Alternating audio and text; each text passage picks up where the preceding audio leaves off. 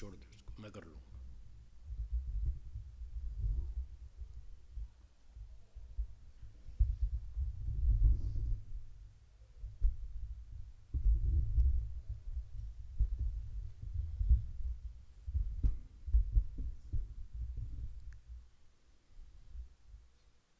एक बार इसको खोलो, इसको खोलिए ऊपर, ऐसे ऐसे नहीं, ऐसे नहीं, उल्टा, हाँ ऐसे। अब टाइट कर दो बस।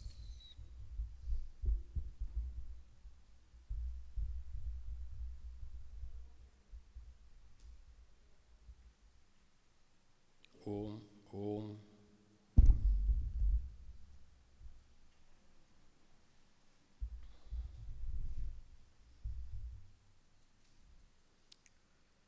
एक बार मिलकर ओम का उच्चारण करेंगे।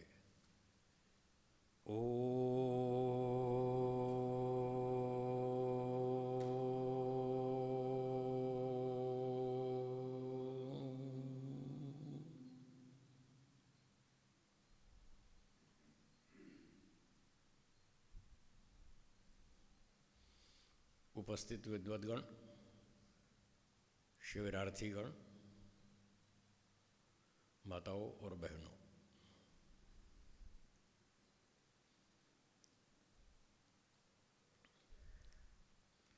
अब हमारी ये कक्षा आरंभ होती है जिसका विषय है व्यक्तित्व विकास।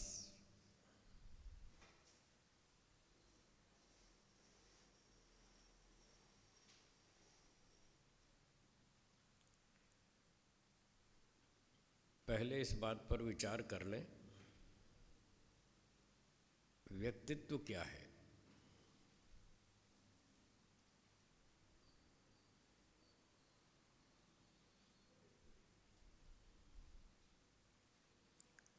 जो व्यक्ति है उसके गुण कर्म स्वभाव,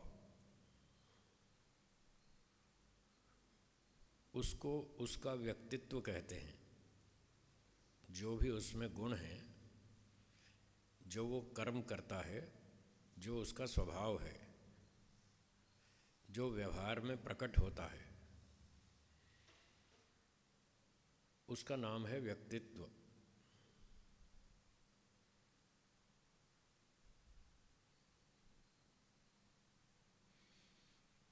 अब इस व्यक्तित्व का अर्थात अपने गुण कर्म स्वभाव का हमें विकास करना है, इसकी वृद्धि करनी है।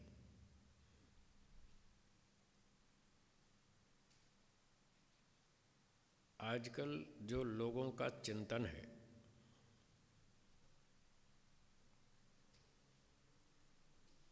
वो थोड़ा बदल गया है। व्यक्तित्व का अर्थ कुछ अलग ही समझने लगे हैं। आजकल उस व्यक्ति को सफल मानते हैं, उसका व्यक्तित्व अच्छा मानते हैं जो कोई स्कूल कॉलेज की अच्छी सी डिग्री ले ले, कोई अच्छी ऊंची नौकरी करता हो या अपना व्यापार करता हो, जिसके पास अपना घर बंगला मकान अच्छा हो, मोटर गाड़ी हो, नौकर चाकर हो, सोना चांदी हो, बैंक बैलेंस अच्छा हो, थोड़ी समाज में प्रतिष्ठा हो, तो उसको अच्छा व्यक्तित्व मानते हैं।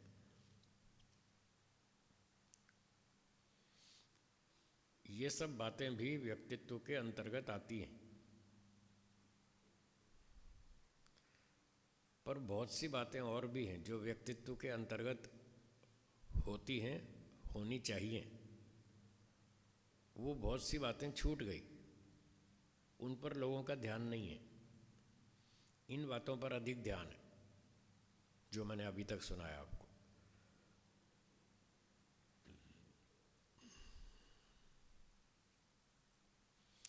व्यक्तित्व के अंतर्गत और कौन सी बातें हैं जो छूट गई, जो होनी चाहिए। एक तो ये बात होनी चाहिए कि समाज के लोग उस व्यक्ति पर विश्वास करें। क्या बोला, दोहराएंगे? हाँ, कि ये व्यक्ति सच्चा आदमी है, ईमानदार है, ये हमें धोखा नहीं देगा, इतना विश्वास होना चाहिए। ये व्यक्तित्व का एक भाग है। आज का जो वातावरण है उसमें ऐसा दिखता नहीं है कि लोग एक दूसरे पे भरोसा करते हों, विश्वास करते हों कि ये आदमी हमको धोखा नहीं देगा, हमारे साथ झूठ नहीं बोलेगा, छल कपट नहीं करेगा। मुझे तो ऐसा लगता है, ऐसा माहौल है आजकल। आपको कैसा लगता है? क्या लोग एक दूसरे पे भरोसा करते हैं? नहीं करते तो फेल है। वो व्यक्ति फेल है अपने व्यक्तित्व में जिस पर लोग भरोसा नहीं करते और उस पर संशय करते हैं कि पता नहीं कब धोखा देगा। अगर उस पर संशय करते हैं तो वो फेल है। व्यक्तित्व में ये बात शामिल थी, छूट गई। लोगों ने इस पर ध्यान नहीं दिया कि हम अपने आप को समाज में इस तरह से प्रस्तुत करें कि लोग हम पर विश्वास करें। तो वो चीज़ छूट गई।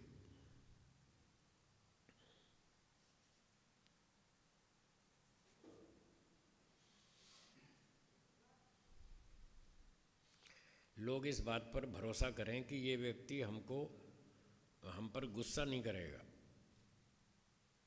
इतना समाज के लोग किसी व्यक्ति पर विश्वास करते हैं कि ये आदमी हम पर गुस्सा नहीं करेगा, जो भी बोलेगा प्रेम से बोलेगा, सभ्यता से बोलेगा, मीठी भाषा में बोलेगा, हमारे हित के लिए अच्छी सलाह देगा।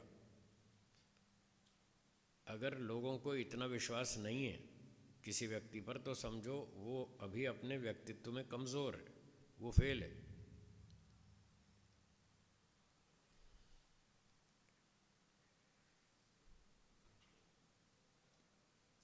तो ये बहुत सारी बातें हैं जो व्यक्तित्व में सम्मिलित थी पहले, और लोग अपने व्यक्तित्व विकास के लिए इन सब बातों का भी बहुत ध्यान देते थे। इन पर अधिक ध्यान देते थे, रुपया पैसा तो कम। अगर किसी के पास रुपया पैसा कम है, ज़मीन कम है, मकान कम है, मोटर गाड़ी नहीं है, बंगला बैंक बैलेंस नहीं है, और लोग उस पर भरोसा करते हैं कि हाँ ये सही आदमी है, सच बोलता है, झूठ नहीं बोलेगा, धोखा नहीं देगा, हमको परेशान नहीं करेगा, हमारे साथ अन्याय नहीं करेगा, और ये चरित्रवान है, बुद्धिमान है, धार्मिक है, आस्तिक है, सदाचारी है और संयम से जीवन जीता है। अगर लोग इस बात पर विश्वास करते हैं तो समझो वो व्यक्ति सफल है, उसका व्यक्तित्व सही है। ये सारी बातें व्यक्तित्व में सम्मिलित थी कभी, अब नहीं रही। अब ये सारी चीज़ें तो गौण हो गई, बस वो पैसा रुपया और पद प्रतिष्ठा वही मुख्य हो गया। तो हमें अपने व्यक्तित्व को समझना चाहिए कि वास्तव में व्यक्तित्व की क्या परिभाषा है। ये परिभाषा है, व्यक्ति को स्वयं अपने ऊपर आत्मविश्वास होना चाहिए। आजकल लोगों को अपने ऊपर भी भरोसा नहीं है, कॉन्फिडेंस नहीं है, मन पर कोई कंट्रोल नहीं है, कोई नियंत्रण नहीं है, इंद्रियों पर कोई कंट्रोल नहीं है। ये सारी बातें व्यक्तित्व के अंतर्गत आती हैं।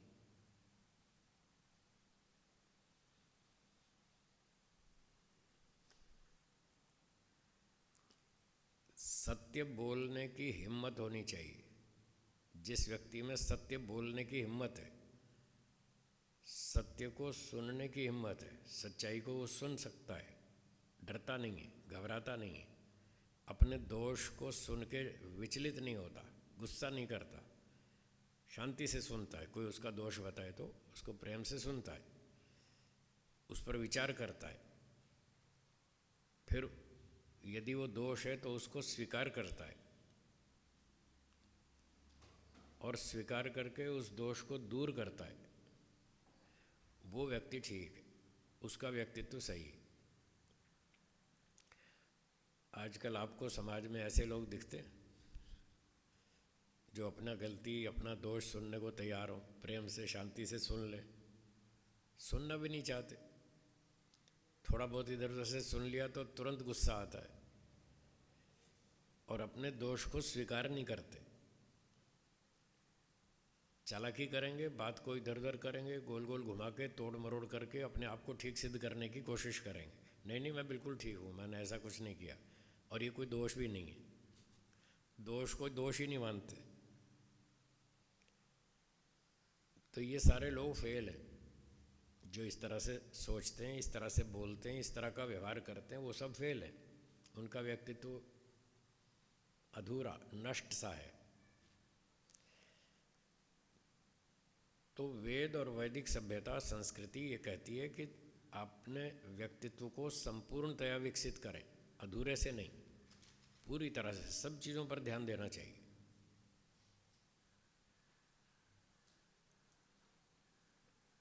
आस्तिकता तो लगभग खत्म सी हो गई। ईश्वर को लोग बहुत से आधे तो मानते ही नहीं, नास्तिक हैं। नहीं नहीं, कोई ईश्वर नहीं। कहाँ ईश्वर? क्या दिखता है? कहीं दिखता तो है नहीं ईश्वर। ईश्वर जैसी महत्वपूर्ण वस्तु को वो स्वीकार ही नहीं करते। आधे लोग तो स्वीकार नहीं करते और आधे लोग स्वीकार करते हैं, वो भटके हुए, उनको ईश्वर समझ में नहीं आया, वो उल्टा सीधा चल रहे हैं। वैसा ईश्वर मान के चल रहे हैं जैसा ईश्वर है नहीं। इसलिए ये सब लोग फेल हैं। आजकल की जो कसौटियां हैं वो ठीक नहीं हैं। जब हम कहते हैं ये बात सही है, ये बात गलत है, तो हमारे पास सही गलत की कोई कसौटी होनी चाहिए, कोई आधार होना चाहिए, कोई प्रमाण होना चाहिए जिससे हम निर्णय कर सकें ये बात ठीक है, ये बात गलत। आज लोगों के पास सही गलत की कोई कसौटी नहीं है। आज लोगों की अपनी बुद्धि ही अंतिम कसौटी है। ऐसा चल रहा है। मुझे जो ठीक लगता है वो ठीक है, मुझे जो गलत लगता है वो गलत है। अपने आप को प्रमाण मानते। आप कोई प्रमाण थोड़े ही हैं। ना आप प्रमाण है, ना मैं प्रमाण हूँ। हम सब अल्पज्ञ हैं, मनुष्य हैं। गलती आपसे भी हो सकती है, मुझसे भी हो सकती है, सबसे हो सकती है। एक ईश्वर ऐसा है जो सर्वज्ञ है, जो गलती नहीं कर सकता, कर ही नहीं सकता, करता भी नहीं और कर ही नहीं सकता। उसमें इतनी क्षमता है, इतना सही नॉलेज है, इतना ज्ञान विज्ञान है और इतनी शक्ति है उसमें, इतना सामर्थ्य है। वो कोई गलती नहीं करता, अपने नियम बढ़िया बनाता है और उन नियमों का पालन भी पूरा ठीक से करता है। इसलिए वहाँ कोई गलती की संभावना नहीं है। बाकी तो सब मनुष्य अल्पज्ञ हैं, सबसे गलती हो सकती है। इसलिए कोई भी मनुष्य प्रामाणिक नहीं है। पर आज तो सब लोग अपने आप को ही प्रमाण मानते हैं। मैं जो मानता हूँ वो ठीक है, बाकी सब गलत है।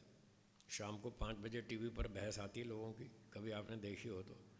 इतनी बुद्धि खराब है लोगों की, बकबक करते हैं फालतू की, दूसरे की बात ही नहीं सुनते। बात करना आता नहीं, बात करना सीखा ही नहीं, कैसे बात की जाती है।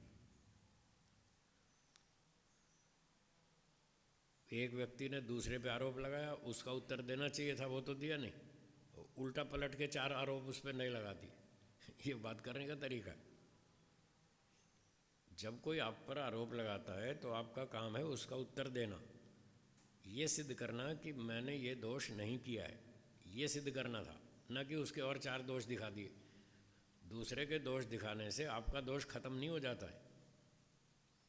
ये समझ नहीं लोगों को। पर टीवी में शाम को 5 बजे यही बहस चलती है, दूसरे पे आरोप लगाते हैं और जो उसने आरोप लगाया उसका कोई उत्तर नहीं देते। तो हमको ये भी सीखना पड़ेगा कि बातचीत कैसे की जाती है। बहुत बड़ा विज्ञान है, बहुत बड़ी साइंस है कन्वर्सेशन, बातचीत कैसे करें। उस पर एक बहुत बड़ा दर्शन लिखा महर्षि गौतम जी ने। किसने? उन्होंने लिखा न्याय दर्शनम। क्या लिखा? उसमें पूरी साइंस लिखी है, कैसे बात की जाती है, कैसे बात करनी चाहिए। अपनी बात कहो, प्रेम से कहो, सभ्यता से कहो, नम्रता से कहो। पहले अपने पक्ष की स्थापना करो, मैं क्या मानता हूँ, फिर उसको प्रमाण से और तर्क से सिद्ध करना है। मैं जो मानता हूँ, मैं तो मनुष्य हूँ, अल्पज्ञ हूँ, मुझसे भूल हो सकती है, मैंने कह दिया तो मेरी बात ठीक हो गई, ऐसा नहीं है। दो व्यक्ति हैं, दोनों का विचार अपना अलग अलग है। एक कहता है ईश्वर है, दूसरा कहता है नहीं है। अब दोनों कहते हैं मैं ठीक हूँ ऐसे कोई फैसला होता है क्या? ऐसे कोई फैसला नहीं होता कि मैं ठीक हूँ। आपने जो अपने पक्ष की स्थापना की उसको प्रमाण और तर्क से सिद्ध करना पड़ेगा। अगर वो प्रमाण तर्क से सिद्ध होती है तो आपकी बात ठीक है, नहीं तो फेल है। ये दोनों की जिम्मेदारी है। जो भी अपने पक्ष की स्थापना करता है उसकी दोनों की जिम्मेदारी है कि वो अपने पक्ष को प्रमाण और तर्क से सिद्ध करें। यदि नहीं कर पाते तो उनकी बात झूठ है, फेल है। तो ये बड़ा विज्ञान है, पूरा साइंस है। महर्षि गौतम जी ने इस पर बहुत विस्तार से लिखा और बताया कि 8 प्रकार के प्रमाण होते हैं। कितने प्रकार के? 8 प्रकार के। इस पर विस्तार से चर्चा हम रात को करेंगे, अभी तो अपना इस विषय पर चर्चा करेंगे। थोड़ा सा परिचय बता रहा हूँ। 8 प्रकार के प्रमाण, और एक बताया 9वां तर्क। प्रमाण, एविडेंस, तर्क, लॉजिक। कितने हुए? 9। और एक और सिस्टम है जिसको बोलते हैं पंचावयव। क्या बोलते हैं? पंच अवयव, पंचावयव। ये 10वां। 10 साधन बताए अपनी बात को सिद्ध करने के लिए। 10 साधन है हमारे पास। उस अपनी बात को जो आपने स्थापित की उसको 10 तरीक़ों से आप सिद्ध कर सकते हैं। और जो दूसरे ने अपनी स्थापना की उसका खंडन करना है, उसको गलत सिद्ध करना है, इन 10 साधनों से। इससे बाहर कुछ नहीं बोलना, नहीं तो आप फेल हैं। आपको बोलना नहीं आता, बोलना सीखो। एक साइंटिस्ट ने हमारी क्लास में आते थे, गुजरात में रहते थे, अहमदाबाद में। बड़े अच्छे ऊंचे विद्वान थे साइंस के। अब तो रिटायर हो गए, पहले वो गुजरात यूनिवर्सिटी में अच्छी पोस्ट पर थे।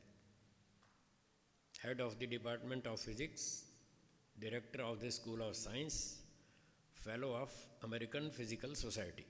इतने अच्छे ऊंचे विद्वान थे। तो उनसे हमारी बातचीत हुई। एक प्रवचन में मैं गया कहीं स्थान पर, तो वो वहाँ पर उपस्थित थे। तो मैंने उनसे पूछा, कार्यक्रम पूरा हो गया, फिर हमारी बातचीत जब हुई तो मैंने उनसे पूछा, क्या आप ईश्वर को मानते हैं? बोले नहीं मानते। मैंने कहा क्यों नहीं मानते? बोले दिखता नहीं। जब दिखता नहीं तो क्यों माने? तो मैंने उनसे पूछा कि आपको अल्फ़ा बीटा गामा रेज दिखती हैं क्या? यहाँ पर साइंस वाले कौन कौन बैठे हैं? साइंस वाले? हाँ, तो साइंस वाले बताएंगे क्या अल्फ़ा बीटा गामा रेज दिखती हैं क्या? नहीं दिखती। एक्स रेज दिखती हैं क्या? नहीं दिखती। इसरो में भी मैं जाता था प्रवचन करने, वहाँ के साइंटिस्ट लोगों को पढ़ाता था। एक साइंटिस्ट को मैंने पूछा, आपने इलेक्ट्रॉन देखा कभी? बोले नहीं। मैंने कहा दुनिया के किसी भी साइंटिस्ट ने आज तक इलेक्ट्रॉन देखा? बोले नहीं। मैंने पूछा आप फिज़िक्स में कब से काम कर रहे हैं? बोले 40 साल से। 40 साल से फिज़िक्स में काम कर रहे हैं, इलेक्ट्रॉन पे रोज़ रिसर्च करते हैं और आज तक देखा नहीं। तो मैंने कहा आप क्यों मानते हैं इन चीज़ों को जब आपने देखी नहीं? तो वो प्रोफेसर वर्मा जी, जिनसे मेरी बात चल रही थी, गुजरात यूनिवर्सिटी वाले, मैंने पूछा आप इन चीज़ों को मानते हैं? बोले हाँ। मैंने कहा क्यों मानते हैं? ये भी तो नहीं दिखती। तो हमने प्रमाण से और तर्क से खंडन किया उनकी बात का। जो वो कहते थे हम नहीं मानते ईश्वर को, हमने प्रमाण और तर्क से बात की कि आप फिज़िक्स में इन सारी चीज़ों को मानते हैं, जबकि वो भी नहीं दिखती। तो उनको नहीं दिखती है तो भी मान सकते हैं, तो हमारा ईश्वर भी आँख से ना दिखे तो उसको क्यों नहीं मानते? तो वो अच्छे बुद्धिमान थे, समझदार थे और नम्र स्वभाव के भी थे। उन्होंने अपनी गलती मान ली, स्वीकार कर लिया, बोले हाँ ठीक है आपकी बात सही। फिर कहने लगे कि आँख से तो ईश्वर नहीं दिखता, कोई बात नहीं, पर कम से कम बुद्धि से तो समझ में आता है, हम इसलिए मान लेते हैं। हम उन चीज़ों को मान लेते हैं जो हमें बुद्धि से समझ में आती हैं, alpha beta gamma rays, X rays, gravitation force, electron आदि जो हमको बुद्धि से समझ में आते हैं, इसलिए हम मान लेते हैं। मैंने कहा ये उत्तर सही है आपका। अगर हम आपको बुद्धि से समझा दें ईश्वर है, फिर तो आप ईश्वर को भी मान लेंगे। बोले हाँ फिर तो मान लेंगे। मैंने कहा ये तो हम अभी समझा देंगे, हमारा रोज़ का काम है और हमारा क्या काम है, हम सारा दिन यही करते हैं, बुद्धि से समझाते हैं, फटाफट अभी समझ में आ जाएगा। बोले बताइए। मैंने कहा आप फिज़िक्स में एक्सपर्ट हैं, स्पेस साइंसेस में एक्सपर्ट हैं, मेरा एक प्रश्न है कि ये जो संसार चल रहा है ये सिस्टमेटिक है या अनसिस्टमेटिक है? क्यों जी? सिस्टमेटिक। उन्होंने भी कहा सिस्टमेटिक है। तो मैंने कहा जिस मटेरियल से ये संसार बना, जिस मटेरियल से, ओरिजिनल मैटर से ये संसार बना, क्या उस ओरिजिनल मैटर में अकल नाम की कोई चीज़ है? बोले नहीं है। तो मैंने कहा फिर किसकी अकल से ये चल रहा है? बस मुझे इतना उत्तर बता दीजिए, किसकी अकल से चल रहा है ये संसार जो नियम पूर्वक चल रहा है, सिस्टम से चल रहा है, और मटेरियल में तो अक्ल है नहीं। तो उन्होंने हाथ जोड़ लिए, बोले जी समझ में आ गया। मैंने कहा आ गया तो मानो। बोले आज से हम मानेंगे ईश्वर को। तब से वो मानने लगे। और फिर हमारी वहाँ क्लासेस चलती थी अहमदाबाद में, हर महीने सेकंड सैटरडे को शाम को एक जगह में क्लास चलाता था, ये दर्शन पे, न्याय दर्शन पे, और भी कई दर्शनों पे चलाई।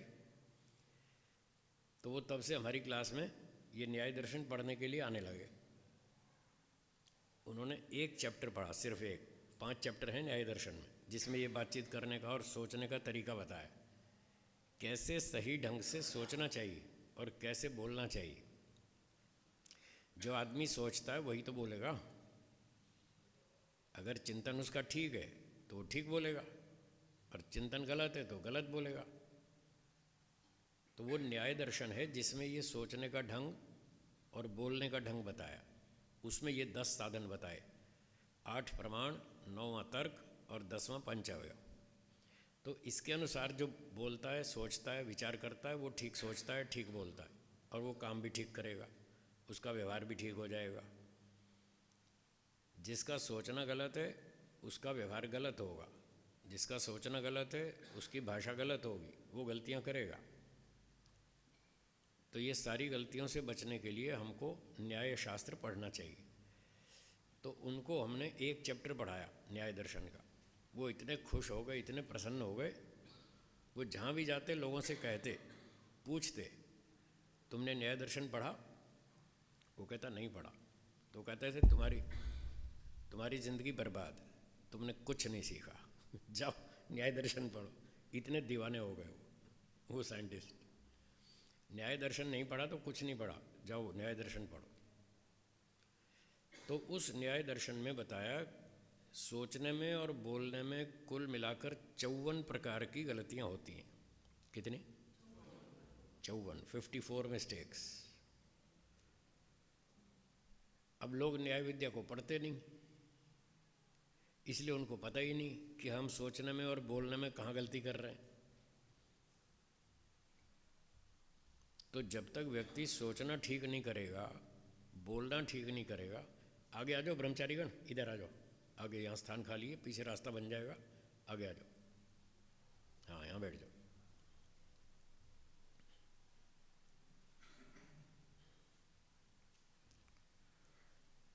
तो जब तक व्यक्ति सोचना ठीक नहीं करेगा, बोलना ठीक नहीं करेगा, अपना आचरण ठीक नहीं करेगा, उसका व्यक्तित्व विकास कैसे होगा?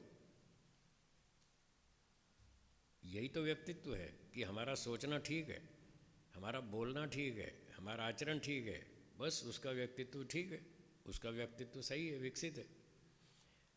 अब लोगों को आता नहीं बोलना, ना सोचना आता, रोज़ गलतियां करते हैं। वो सारी 54 गलतियां मैंने सबका संकलन करके उस पर विस्तार से व्याख्या लिखी है। एक पुस्तक बनाई जिसका नाम है सत्य की खोज। क्या नाम? हाँ, रात को हम उस पर चर्चा करेंगे, सत्य की खोज कैसे की जाती है, इस टॉपिक पे हम रात को चर्चा करेंगे। तो जब तक व्यक्ति सत्य को जानता नहीं, समझता नहीं, बोलता नहीं, व्यवहार ठीक नहीं करता, तो क्या उसका विकास? कुछ नहीं, फेल है वो। आज सारी दुनिया फेल है। बहुत गिने चुने लोग हैं जो ठीक से सोचते हैं, ठीक से बोलते हैं, उनके पास कोई कसौटी नहीं, कोई आधार ही नहीं सही गलत का। तो इन प्रमाणों से और तर्क से फिर हम सत्य की खोज कर सकते हैं, दूसरा कोई उपाय नहीं है। कोई माने ना माने, अपने हठ में बैठा रहे तो बैठा रहे, इससे कोई फर्क नहीं पड़ता, वो अपना ही नुकसान करेगा। तो प्रमाणों से सत्य को जाने, सत्य को माने, सत्य ही लिखें, सत्य ही बोलें। सत्य बोलने से घबराएं नहीं, डरे नहीं। लोग डरते हैं कि लोग मेरा विरोध करेंगे, करेंगे वो तो। आप सच बोलोगे तो भी करेंगे, झूठ बोलोगे तब भी करेंगे। क्या झूठ बोलने वालों का विरोध नहीं होता? होता है ना। और सत्य बोलने वालों का, उनका भी होता है। तो लोगों की स्थिति तो वैसी ही रहेगी। आप सच बोलो चाहे झूठ बोलो, लोग हमेशा आपकी बात का विरोध करेंगे ही। उनकी क्या चिंता करनी। ये सोचने का ढंग ठीक करें। लोग क्या कहेंगे, ये 3 शब्द रट रखे हैं लोगों ने। लोग क्या कहेंगे? अरे कुछ तो कहेंगे ही, उनका काम ही कहने का है, वो तो कहेंगे ही। उनको करना धरना कुछ नहीं है, बस बोलना है, टीका टिप्पणी करनी है। चाहे आप ठीक काम करो तब भी टीका टिप्पणी करेंगे, आप गलत करो तब भी करेंगे। तो लोगों की चिंता नहीं करनी चाहिए। आपको ये सोचना चाहिए कि मैं जो काम करता हूँ, मैं जो सोचता हूँ, मैं जो भाषा बोलता हूँ, वो ठीक है या नहीं। क्या बोला?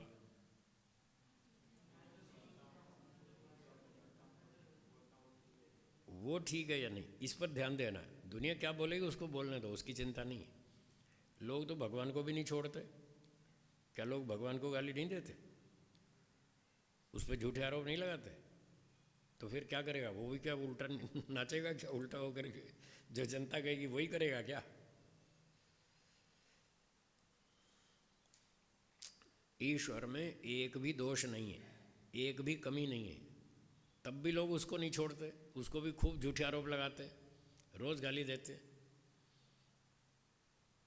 जितनी गाली ईश्वर खाता है इतनी दुनिया में कोई भी नहीं खाता, सबसे ज़्यादा गालियाँ खाता है। क्या वो सच बोलना छोड़ देगा?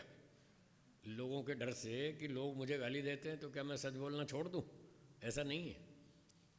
वो सच ही बोलता है, सत्य ही मानता है, सत्य ही बोलता है, सत्य ही उपदेश करता है। कोई माने ना माने, गाली दे, जो भी करे, उसकी परवाह नहीं करता वो। ऐसे ही हमको भी सोचना चाहिए, तब हम अपने व्यक्तित्व का ठीक विकास कर पाएंगे। नहीं तो हमारी कसौटियाँ ही गलत हैं, तो हम भी गलत निर्णय लेंगे और गलत काम करेंगे। उससे कोई व्यक्तित्व विकास नहीं होता है। लोग भ्रांति में बैठे हैं, बैठे रहें।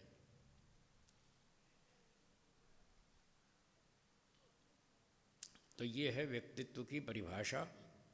जो व्यक्ति ठीक सोचता है, ठीक बोलता है, ठीक आचरण करता है, उसका व्यक्तित्व सही है, बाकियों का गलत। और सही गलत की पहचान, आधार, कसौटी क्या होगी? ईश्वर। आप और मैं, हम आधार नहीं है। हम अल्पज्ञ हैं, हमसे गलती हो सकती है, हम कोई अंतिम कसौटी नहीं है। तो ईश्वर को आधार बनाकर चलें, फिर सही गलत का पता चलेगा।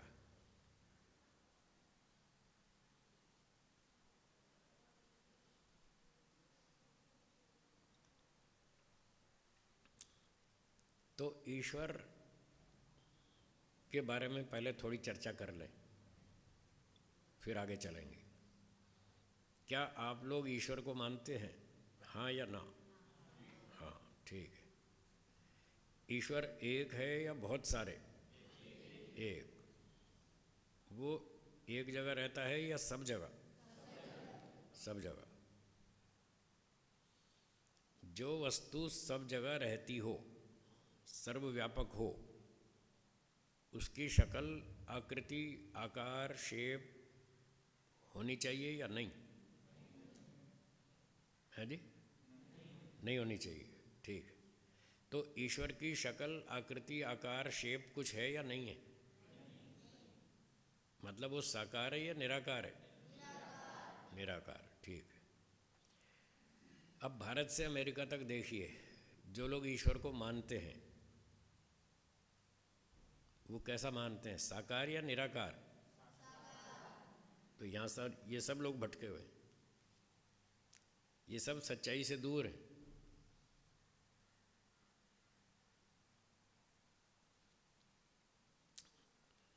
आप कहेंगे ये तो आपका अपना विचार है, ईश्वर निराकार है। ये 5-25 लोग मानते हैं ईश्वर निराकार है, बाकी तो सब साकार ही मानते हैं। तो मैं यही कह रहा हूँ, मानने को तो कोई कुछ भी मान सकता है, उसका मानना प्रामाणिक होना चाहिए, प्रमाण से सिद्ध होना चाहिए। फिर कोई कहेगा जी वो तो साकार मानते हैं, आप निराकार मानते हैं, दोनों का अपना अपना विचार है, आप उनको गलत कह रहे हैं, वो आपको गलत कहेंगे। फिर आपके पास भी क्या प्रमाण? प्रमाण तो आपको भी देना चाहिए। हाँ हाँ बिल्कुल देंगे, हम भी देंगे। हम जो कहेंगे प्रमाण से ही कहेंगे, बिना प्रमाण के तो कोई बात सिद्ध होती नहीं, ये नियम है। तो जैसे मैंने अभी बात कही कि हम जो मनुष्य लोग हैं, इसको वेदों की, दर्शनों की भाषा में कहते हैं आत्मा। क्या कहते हैं? आत्मा। 3 वस्तुएं, एक पहला सिद्धांत हम स्पष्ट कर लें, संसार में 3 वस्तुएं अनादि हैं। कितनी वस्तुएं? 3। उनके नाम बोलिए, ईश्वर, आत्मा, प्रकृति। ये 3 चीज़ें अनादि हैं। अनादि का मतलब सदा से है। अनादि का शब्दार्थ होता है जिसका आदि न हो, अन आदि, जिसका आदि नहीं है। आदि का अर्थ है उत्पत्ति, रचना, निर्माण, क्रिएशन। तो अनादि का अर्थ हुआ जिसकी उत्पत्ति कभी नहीं हुई। जो वस्तु सदा से है, सदा रहेगी, उसको कहेंगे अनादि।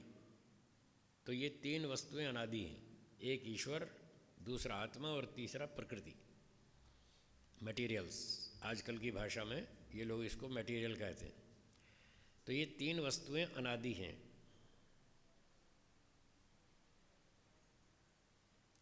इन 3 में से जैसे अभी बात चल रही थी, आपने कहा ईश्वर एक है, ठीक है, ये आपका व्यक्तिगत विचार नहीं है, आपने कोई अपनी बुद्धि से नहीं निकाला कि ईश्वर एक है। आपको किसने सिखाया?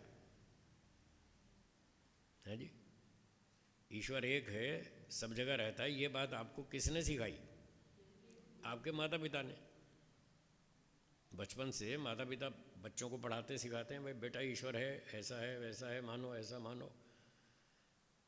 तो आपको जो ये बात समझ में आई, जो सिखाई गई, ईश्वर एक है, वो सब जगह रहता है, वो निराकार है, ये बात कहाँ से आई? माता पिता से आई या गुरुजनों से आई? तो आपके माता पिता और गुरुजनों को किसने सिखाई? उनके गुरुओं ने। और उनको? उनके गुरुओं ने। तो मनुष्य स्वयं तो अकेला पढ़ नहीं सकता, बिना टीचर के उसको तो बुद्धि का विकास होता नहीं, हमेशा उसको टीचर चाहिए, अध्यापक चाहिए, तब तो उससे पढ़ करके उसकी बुद्धि का विकास होता है, फिर वो आगे कुछ काम कर सकता है। जब मनुष्य का ये स्वभाव है कि वो स्वयं अपने आप विकास नहीं करता, उसको पढ़ाने सिखाने वाला अध्यापक चाहिए, गुरु चाहिए। तो हमें किसने सिखाया? हमारे माता पिता ने, गुरुजनों ने, उनको उनके गुरुओं ने, उनको उनके गुरुओं ने। अब पीछे पीछे चलते जाइए। जब संसार में शुरू में मनुष्य पैदा हुए, करोड़ों साल पहले, तब जो सबसे पहले मनुष्य पैदा हुए, क्या उनको भी कोई गुरु होना चाहिए या बिना गुरु के सीख जाएंगे? वो होना चाहिए। जब आज भी ऐसा ही है, बिना गुरु के कोई विद्या आती नहीं, तो उन शुरू के मनुष्यों का भी कोई गुरु होना चाहिए। तो सबसे पहले जो मनुष्य पैदा हुए, उनका गुरु कौन था? इसका उत्तर आपको देना है। ईश्वर था। तो ईश्वर ने उन शुरू वाले मनुष्यों को क्या पढ़ाया? वेद पढ़ाया।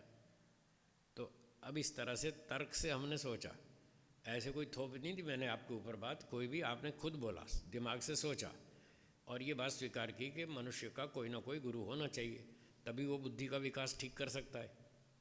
तो शुरू शुरू के जो मनुष्य थे उनका भी कोई गुरु होना चाहिए, वो था ईश्वर। और ईश्वर ने क्या पढ़ाया उनको? 4 वेद पढ़ाए। वो है प्रमाण। ईश्वर प्रमाण है, मैं प्रमाण नहीं हूँ, आप भी प्रमाण नहीं है। तो हमको जब कोई बात सिद्ध करनी पड़ेगी तो फिर वेद का प्रमाण देना पड़ेगा, ईश्वर का प्रमाण देना पड़ेगा। भाई ईश्वर इस बारे में ऐसा कहता है, तो ये बात ठीक है। अगर आपका और हमारा विचार ईश्वर के अनुकूल है, वेदों के अनुकूल है, तो वो ठीक है, वो है कसौटी। अगर मेरा विचार, आपका विचार ईश्वर के विरुद्ध है, वेदों के विरुद्ध है, तो वो गलत है। ऐसे पता चलता है सही और गलत का। अब ईश्वर ने वेदों में ये सारे प्रमाण बताए। ये जो वेद का वचन है, ईश्वर का वचन है, इसको बोलते हैं शब्द प्रमाण। क्या बोलेंगे? शब्द प्रमाण। ऐसे ईश्वर ने बहुत सारे प्रमाण बताए वेदों में। ऋषि लोगों ने, बुद्धिमान लोगों ने वेदों को पढ़ा, ढंग से पढ़ा, खूब अच्छी तरह से पढ़ा, उन गुरुजनों से पढ़ा जिन लोगों ने ईश्वर से पढ़े थे वेद। फिर उनसे आगे के मनुष्यों ने पढ़ा, उनसे फिर आगे पढ़ाई चलती रही, वो आज तक चली आ रही है। तब से लेकर आज तक ये गुरु शिष्य परंपरा चली आ रही है। जो इस परंपरा में पढ़ेगा वो ठीक पढ़ेगा, और जो इस परंपरा को छोड़ देगा, बाहर जाएगा, कहीं आधा अधूरा सीखेगा, कुछ ठीक सीखेगा, कुछ गलत सीखेगा, वो फेल हो जाएगा, वो भटक जाएगा। आज लोग भटक गए ना। ये आज के लोग क्यों भटके? इसलिए कि इन्होंने वेद पढ़ना छोड़ दिया। जो वेदों के विद्वान गुरुजी थे उनको छोड़ दिया और अपनी मनमानी करने लगे, इसलिए भटक गए। आज जब साइंस वाले साइंस पढ़ाते हैं स्कूल में, कॉलेज में, तो क्या पढ़ाते हैं? ये सृष्टि कैसे बनी। एक दिन वो प्रोफेसर वर्मा जी, जिसकी बात मैं आपको सुना रहा था, तो उन्होंने कहा कि आज हम आपको ये बताएंगे ये सृष्टि कैसे बनी। हमने कहा ठीक है सर बताइए। तो हम भी उनसे साइंस पढ़ते रहते थे, साइंस की बातें हम सीखते थे और दर्शन की उनको सिखाते थे। तो एक दिन वो बोले कि आज हम बताएंगे कि ये सृष्टि कैसे बनी। हमने कहा यस सर बताइए। तो बोले अपनी भाषा में, जैसी वो पढ़ते पढ़ाते हैं, in the very very beginning of this universe there was a nebula. हमने कहा सर ये नेबुला क्या होता है, समझ में नहीं आया। तो बोले एक धुएं का बादल जैसा समझ लो। हमने कहा ठीक है अब समझ में आया। एक बादल जैसा, धुएं का बादल जैसा, ऐसे ऐसे धुंधला सा वो था, उसको नेबुला कहते हैं। हमने कहा ठीक है, फिर क्या हुआ? There was a big explosion in nebula, उसके अंदर एक ज़ोरदार विस्फोट हुआ। हमने कहा ठीक है, फिर क्या हुआ? उसके बाद फिर ये तरह तरह की अरबों खरबों गैलेक्सीज बन गई। हमने कहा सर ये नेबुला में विस्फोट किसने किया? बोले ये नहीं पता हमको। बस फेल हो गए। 2 ही लाइन में फेल हो गए। आप में से किसी को पता हो तो बताइए, जिन्होंने साइंस पढ़ी है बताइए वो नेबुला में विस्फोट किसने किया। पूरी साइंस को किसी भी साइंटिस्ट को नहीं पता लगा अब तक कि वो विस्फोट किसने किया। बोले ये नहीं पता हमको। मैंने कहा आपको नहीं पता, हमको तो पता है। बोले अच्छा आपको पता है? मैंने कहा हमको पता है। तो आप बताइए किसने किया? हमने कहा ईश्वर ने किया। हमारे पास तो ईश्वर है ना विस्फोट करने वाला। वो जो नेबुला था वो क्या था? वो प्रकृति थी। अभी तो मैंने बताया ना 3 चीज़ें अनादि हैं। एक जो प्रकृति है मटेरियल्स, उसको अपनी भाषा में मटेरियल बोलें, नेबुला बोलें, जो भी कहें, हमारी भाषा में उसका नाम प्रकृति है। वो प्रकृति थी पहले से। और दूसरा ईश्वर था। उस ईश्वर ने उस प्रकृति में विस्फोट किया, सिस्टम से सारी चीज़ें बनाई, और उसके बाद ये सारा सृष्टि बना दी, तरह तरह के लोकांतर बना दिए, गैलेक्सीज बना दी, स्टार्स बना दिए, प्लैनेट्स बना दिए, सैटेलाइट बना दिए। सब सृष्टि उसने बहुत सोच समझ के बनाई, अपनी अक्ल से बनाई।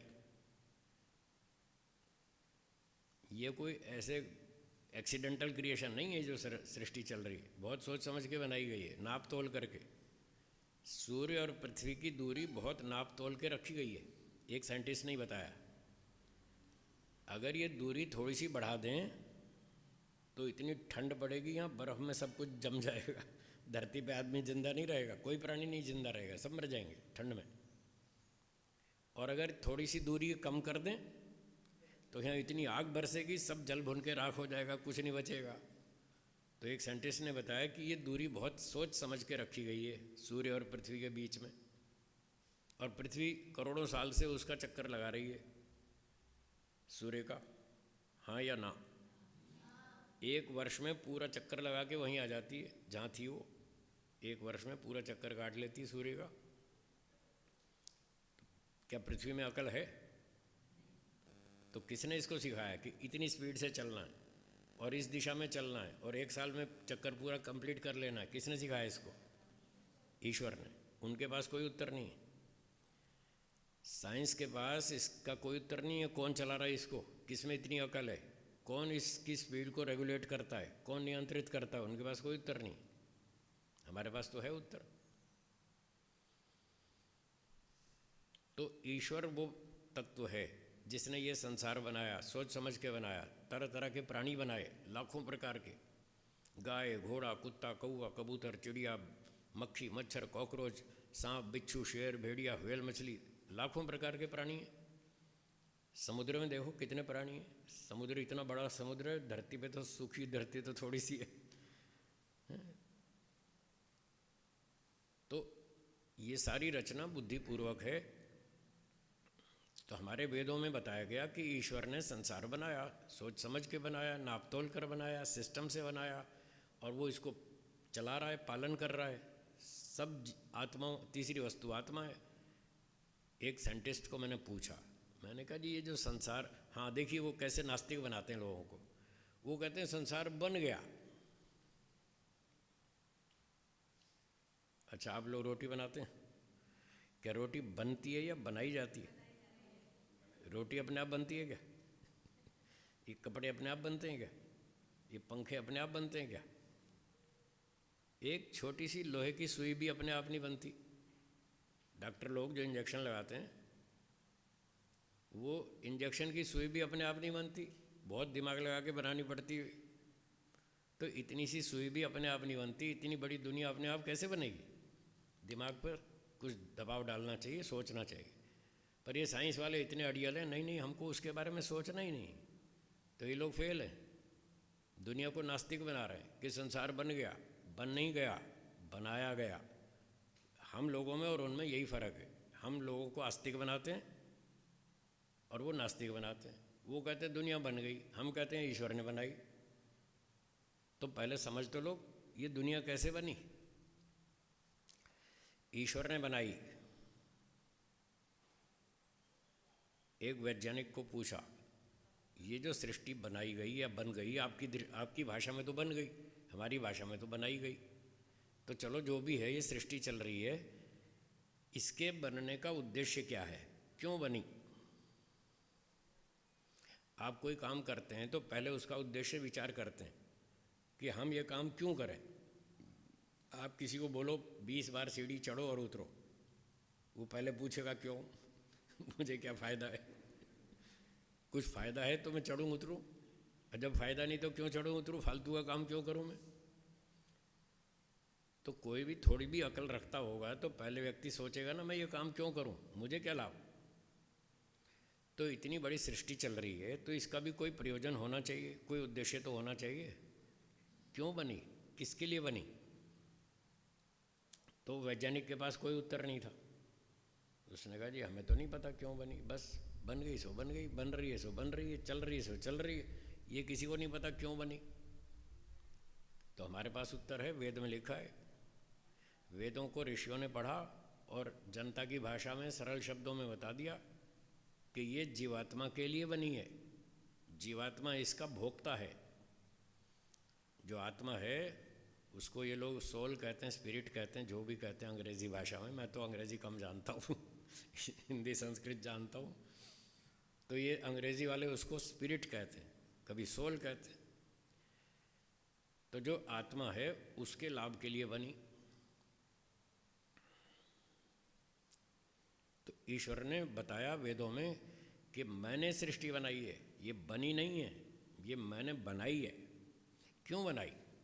आपके लाभ के लिए बनाई। आप इससे दो फायदे ले सकते हैं। क्या क्या फायदे ले सकते हैं? एक तो अपने पिछले कर्मों का फल भोग लें। क्या बोला, दोहराइए। अपने पिछले कर्मों का फल भोग लें, इस पर्पज से दुनिया बनाई। और दूसरा, आगे अच्छे अच्छे काम करके मोक्ष प्राप्त कर लें, इस पर्पज से बनाई। ये दो कारण बताए वेदों में।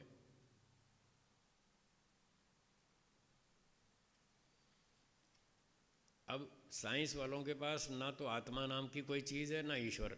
वो बताओ कैसे व्याख्या करेंगे सृष्टि की? किसने बनाई, क्यों बनाई? उनके पास दो प्रश्नों का कोई उत्तर नहीं कि ये सृष्टि किसने बनाई और क्यों बनाई। वेदों में बिल्कुल साफ है, ईश्वर ने बनाई, जीवात्मा के लाभ के लिए बनाई। हम जीवात्मा लोग इस सृष्टि के लाभ लेने वाले हैं, भोक्ता हैं, कंज्यूमर हैं।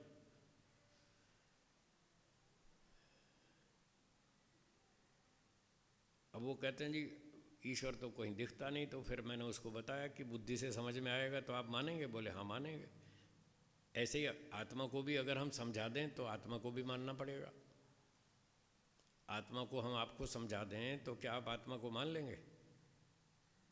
हाँ जी, मान लेंगे ना। चलो मैं आप आत्मा के बारे में दो चार बात बताता हूँ। तो वो जो प्रोफेसर वर्मा जी थे, उनको जब मैंने ये ईश्वर की बात बताई तो ईश्वर तो मान लिया। फिर मैंने दूसरा प्रश्न किया, क्या आप आत्मा को भी मानते हैं? बोले नहीं मानते। मैंने पूछा क्यों नहीं मानते? तो वो पहले वाला उत्तर बोलने लगे थे, फिर रुक गए। बोले नहीं, तो दिखता नहीं। नहीं नहीं नहीं, ये तो बात ख़त्म हो गई। दिखता नहीं, ये तो सिद्ध होगा कि ना दिखने वाली चीज़ें भी होती। जब ईश्वर नहीं दिखता और वो है तो आत्मा भी नहीं दिखता, वो भी हो सकता है। पर वो बोले हमको समझा तो दीजिए, कैसे समझें कि आत्मा भी है? मैंने कहा बताता हूँ। तो मैंने उनसे पूछा, क्या आपके अंदर इच्छा है? आपसे भी पूछता हूँ, आपका क्या उत्तर है? क्या आपके अंदर इच्छा है? है। तो साइंस में जितना मटेरियल पढ़ाया जाता है, उस मटेरियल में किस में इच्छा है, ये बताइए। मैंने उनसे पूछा वर्मा जी से, साइंस के जितने मटेरियल्स आप पढ़ाते हैं, केमिस्ट्री में, फिजिक्स में, उनमें किस में इच्छा है, डिज़ायर, वो बताइए। Helium, hydrogen, nitrogen, oxygen, silicon, copper, gold, magnesium, lithium, किस में इच्छा है? किसी में नहीं। Atom, electron, proton, neutron, quarks, energy, किस में इच्छा है? तो फिर आपके अंदर इच्छा कहाँ से आई? आपके अंदर इच्छा है या नहीं? बोले है। तो मैंने कहा जिसमें इच्छा रहती है वही तो आत्मा है। वो इतने खुश हो गए, कह रहे वाह, आज तो बढ़िया बात समझ में आई, बहुत बढ़िया बात समझ में आई, बहुत खुश हो गए। फिजिक्स केमिस्ट्री में जो आप मटेरियल्स पढ़ते हैं उसमें किसी में भी इच्छा नहीं है, आप खुद स्वीकार कर रहे हैं।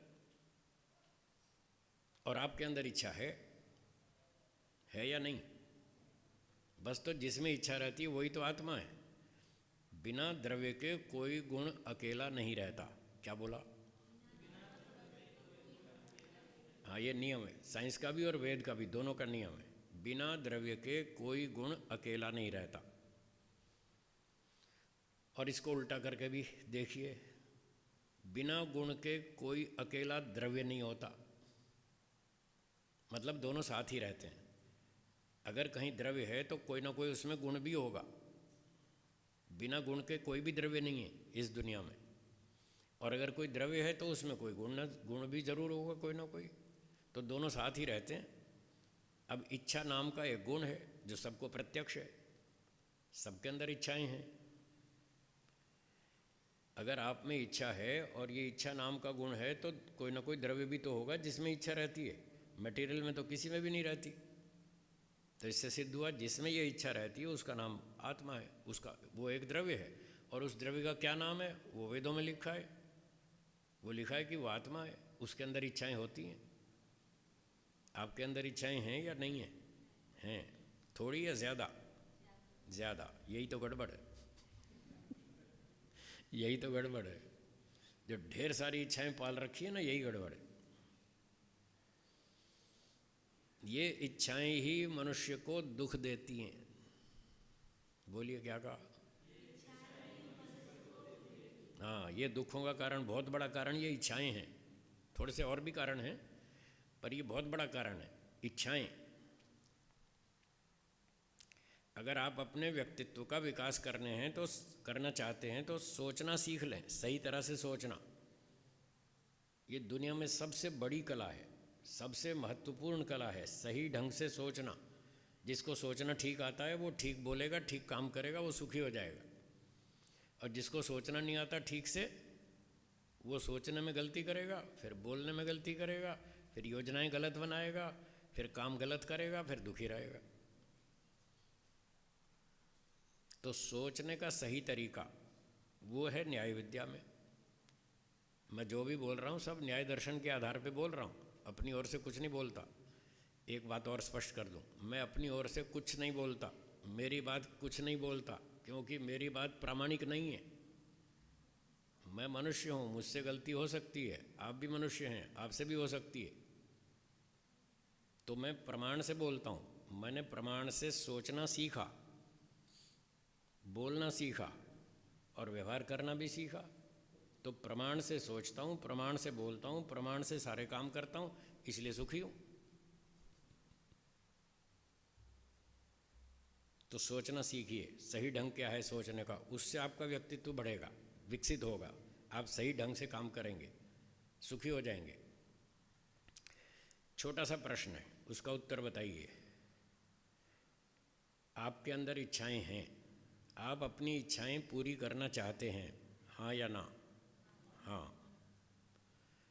अब प्रश्न है कि इच्छाओं को पूरा करने से इच्छाएं घटती हैं या बढ़ती हैं? हाँ, देखो सबको पता है, सबको पता है इच्छाएं बढ़ती हैं। इतना तो पता है कि इच्छाओं को पूरा करने से इच्छाएं बढ़ती हैं। दूसरा प्रश्न, क्या किसी व्यक्ति की सारी इच्छाएं पूरी हो सकती हैं? ये भी आपको पता है। सारी तो पूरी नहीं होंगी, ये भी पता है। तीसरा प्रश्न, कुछ इच्छाएं तो पूरी हो जाएंगी और कुछ इच्छाएं पूरी नहीं हो पाएंगी। जो इच्छाएं पूरी हो जाएंगी वो तो ठीक, वो तो थोड़ा सुख देंगी, इच्छा पूरी हो जाए तो सुख मिलता है। तो जो इच्छाएं पूरी हो जाएंगी वो आपको सुख देंगी, और जो इच्छाएं पूरी नहीं हो पाएंगी वो आपको सुख देंगी या दुख देंगी? अब पता चल गया दुख क्यों आ रहा है। इस वजह से आ रहा है दुख। आपके मन में ढेर सारी इच्छाएं हैं, वो सारी पूरी होती नहीं, जो पूरी नहीं होती वही दुख देती रहती हैं। आप चाहते हैं ऐसा हो जाए और वो होता नहीं। आप चाहते हैं मुझे ये कार मिल जाए, वो मिलती नहीं। मुझे ये बंगला मिल जाए, वो मिलता नहीं। मुझे ये दोस्त मिल जाए, वो मिलता नहीं है। ये वस्तु चाहिए, वो वस्तु चाहिए, वो आपको मिलती नहीं, इसलिए आप दुखी रहते हैं।